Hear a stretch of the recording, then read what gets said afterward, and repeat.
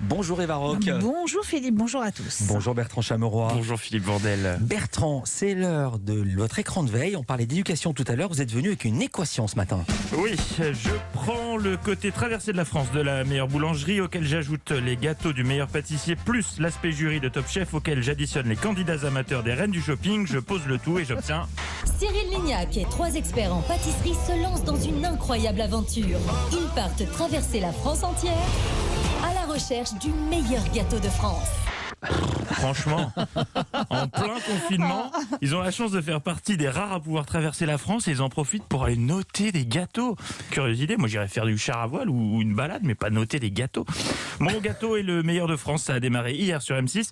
Alors c'est un peu l'affaire conclue de la pâtisserie. Chez Sophie Davant, des anonymes viennent présenter des vieux trucs pas forcément présentables à un jury de spécialistes. Voilà, c'est à peu près la même chose, sauf que les pots de chambre et les flûtes à bec sont remplacés par des marbrés et des fraisiers. Première candidate hier, Sabrina. Et attention, énigme, de quel coin de la France peut-elle bien venir, sachant qu'elle arrive avec un gâteau caché sous un énorme drapeau breton et que l'un des membres du jury l'accueille en chantant la vallée de Dana. Pas évident. Et voici la question du jour, signée Louise Petit-Renaud, alias Colombo. Salut Sabrina, tu es bretonne? Bienvenue. Doit pas être dégueu au Cluedo celle-ci. Et pour ceux qui doutaient de la bretonitude de Sabrina, la composition de son gâteau ne laisse aucun doute. Il y a du palais breton, il y a la mousse au caramel salé et puis il y a le glaçage au caramel. Et avec bien sûr du beurre salé, évidemment. C'est très léger. Alors, à la différence de Top Chef, les candidats de Mon Gâteau et le meilleur de France sont les Herbert Léonard du gâteau. Ils pâtissent pour le plaisir. Et l'avantage avec les candidats amateurs, c'est qu'ils nous épargnent des affreux tics de langage. Enfin, c'est ce que je pensais. Bon alors David, parle-moi de ce gâteau. À la base, je suis parti sur 2 saveurs assez normandes. Je pense que je vais partir sur un œuf. Ah non, mais Non, attendez. non. Même les candidats amateurs qui font des gâteaux amateurs partent sur des trucs. On est foutus, les enfants. On est foutus. Mais ce qui est touchant dans cette compétition, c'est qu'elle fait s'affronter donc des amateurs. Certains gâteaux sont donc très beaux et très bons, et d'autres, bon, on ne sait pas trop si la présentation a lieu avant ou après digestion. Non, Bertrand. Regardez le replay, pardon, le doute est permis.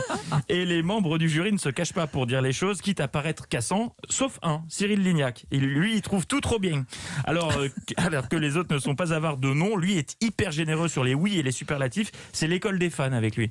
Moi j'ai dit oui et j'aime beaucoup ce gâteau. C'est délicieux, bravo, vraiment super bon. Ça c'est top, c'est tout ce que j'aime. C'est grandiose, c'est tellement bon, tellement léger, tellement aérien, tellement bien structuré. Je vais me mettre à genoux.